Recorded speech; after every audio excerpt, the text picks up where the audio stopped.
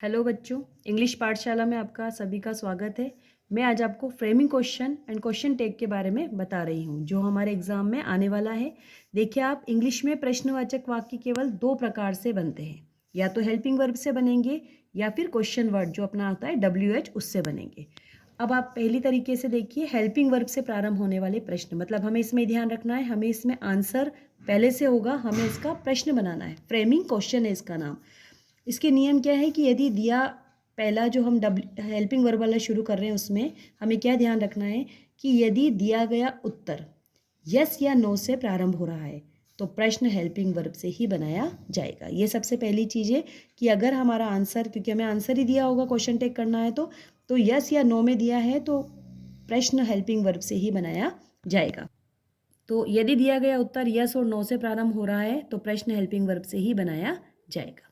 यदि आंसर में yes no दिया है तो प्रश्न बनाते समय हम क्या करेंगे, उस यस और नो को हटा देंगे। प्रोनाउन में परिवर्तन होगा, ये थोड़ा सा ध्यान देने जैसा है कि देखेंगे अगर हम यदि यहाँ पे आई और वी है तो हम प्रोनाउन में क्या चेंज करेंगे, यू। और माई या आर है तो हम उसकी जगह क्या बना देंगे, योर। मी या अस है तो उसकी जगह क्या बन जाएगा, यू। मतलब पेपर में आपको दिया होगा आई और वी तो आप क्या बनाओगे क्वेश्चन में, यू।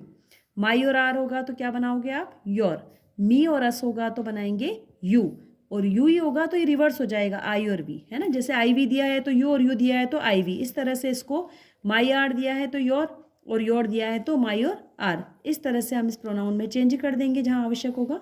और यदि आंसर में कोई हेल्पिंग वर्ब दी होगी तो उस हेल्पिंग वर्ब को वाक्य के आरंभ में रख देंगे और पूरा आंसर वैसा ही उतार देंगे। तो हमें हेल्पिंग वर्ब से प्रारंभ होने वाले प्रश्नों में इन चीज़ों का ध्यान रखना है। किस किस का ध्यान रखेंगे, पहली चीज़ कि यस और नो से प्रारंभ होगा तो हेल्पिंग वर्ब से बनेगा, यह हमें समझ में आ जाएगा।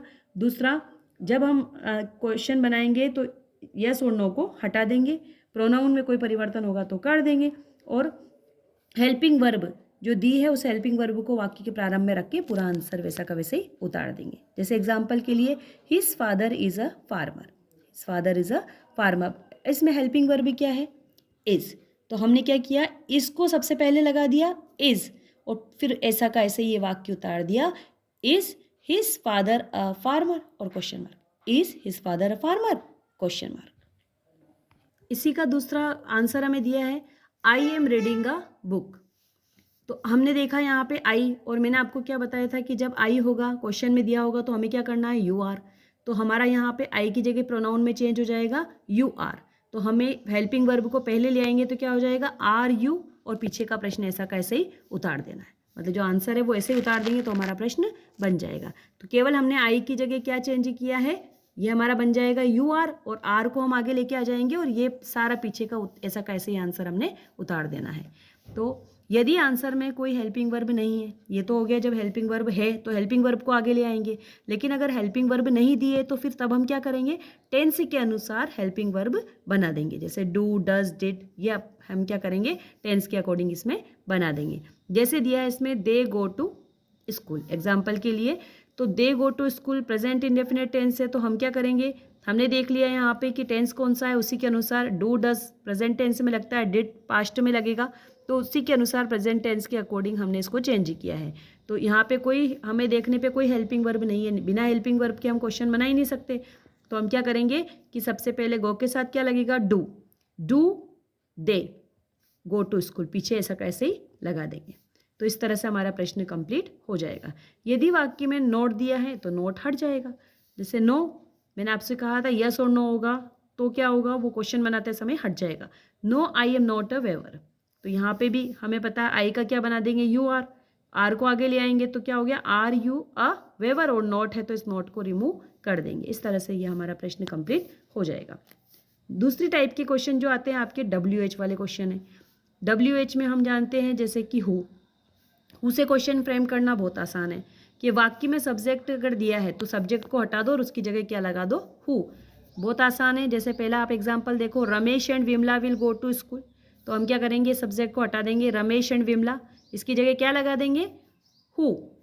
रमेश और विमला को हटा दिया, इसकी जगह हमने लगा दिया हु, और पीछे का सेंटेंस ऐसा कैसे उतारते ही हमारा क्वेश्चन कंप्लीट हो जाएगा। तो हु से क्वेश्चन बनाना बहुत आसान है। दूसरा देखिए हुज, हुज में आपको ये सेंटेंस स्ट्रक्चर थोड़ा सा ध्यान रखना है कि जैसे क्वेश्चन वर्ड दिया हुआ है, हेल्पिंग वर्ब, फिर सब्जेक्ट और फिर मेन वर्ब। तो देखेंगे हम, ये हमारा एग्जाम्पल है, आई नो हर सिस्टर। तो हमारा क्वेश्चन वर्ड क्या है, हुज। हुज, फिर हमारी हेल्पिंग वर्ब लगा देंगे हम, whose sister do you know. तो हमारा जो क्वेश्चन वर्ड है हमने लगाया सबसे पहले तो हुज सिस्टर, है ना, यहाँ पे क्या है, रिलेशन में आ रहा है हर सिस्टर, इसकी जगह हमने लगाया हुज सिस्टर। फिर हम हेल्पिंग वर्ब लगा देंगे, ये जो हेल्पिंग वर्ब है इसको लगा दिया, डू यू नो। आई की जगह क्या हो जाएगा हमारा, यू, तो हमने क्या लगा दिया, यू, और यहाँ पे वर्ब जो है मेन वर्ब वो आ जाएगी। तो हमारा क्वेश्चन बन गया, whose sister do you know. तीसरी तरह के प्रश्न आते हैं होम। यदि होम से क्वेश्चन बनाना है तो वर्ब के तुरंत बाद कोई नाउन या प्रोनाउन अवश्य दिया होगा। बस हमें यही ध्यान रखना है कि अगर हमारा क्वेश्चन होम से बनने वाला है तो जो हमारा आंसर दिया होगा तो वर्ब के तुरंत बाद कोई नाउन या प्रोनाउन अवश्य दिया होगा। वर्ब के तुरंत बाद वाले नाउन या प्रोनाउन को क्या बना देंगे हम, होम, और फिर हेल्पिंग वर्ब लगा के शेष वाक्य को उतार देंगे। जैसे एग्जाम्पल देखेंगे, आई लाइक हिम, तो हम क्या करेंगे कि जो मेन वर्ब दिए है ना, वर्ब के जो तुरंत बाद क्या दिया है, नाउन या प्रोनाउन, तो यहाँ प्रोनाउन दिया है हिम, हिम को क्या बना देंगे, होम। होम, हेल्पिंग वर्ब लगा देंगे डू, क्योंकि यहाँ पे क्या आ जाएगा आई का यू, तो यू के साथ क्या लगाएंगे, डू, तो होम डू, क्योंकि यहाँ पे कोई हेल्पिंग वर्ब नहीं दिया है तो हम क्या करेंगे, इसको बना दिया हमने whom do you, you are नहीं बनेगा तो क्या बनेगा, डू यू, और ये वर्ब जो है हमने यहाँ पे उतार दी, तो home do you like. I like him, question बना whom do you like, you request my teacher, whom do I respect, sorry, you respect my teacher, whom do I respect, और ये क्वेश्चन मार्क इसी तरह से बन जाएगा। चौथे number पे आता है आपका व्हाट। व्हाट में भी वही रूल है, वर्ब के तुरंत बाद वाले नाउन या प्रोनाउन को क्या बना दो, व्हाट, और व्हाट के बाद हेल्पिंग वर्ब लगाना और शेष वाक्य वैसे ही उतारना।